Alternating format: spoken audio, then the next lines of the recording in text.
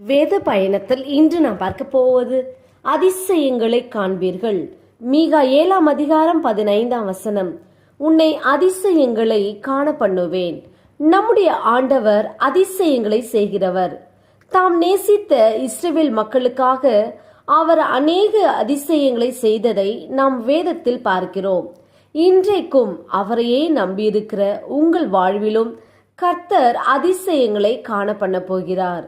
எப்படிப்பட்ட அதிசயங்களை காண செய்வார் என்றால், செய்யப்படாத அதிசயங்கள், எண்ணி முடியாத அதிசயங்கள், ஆச்சரியமான அதிசயங்கள், பூர்வ காலத்து அதிசயங்கள், துதிக்கக்கூடிய அதிசயங்கள், இப்படிப்பட்ட அதிசயங்களை கர்த்தர் உங்கள் வாழ்வில் செய்ய போகிறார். ஒருவராய் பெரிய அதிசயங்களை செய்கிறவரை துதியுங்கள், அவர் கிருபை என்றும் உள்ளது. நாம் ஜெபிப்போம். அன்பின் பிதாவை கேட்ட வார்த்தையின்படியே நீர் எங்களுக்கு செய்ய போற கிருபைக்காய் ஸ்தோத்திரம். இயேசுவின் நாமத்தில் ஆமேன். கர்த்தர் தாம் இந்த வார்த்தைகளை கொண்டு உங்களை ஆசீர்வதிப்பாராக. ஆமேன்.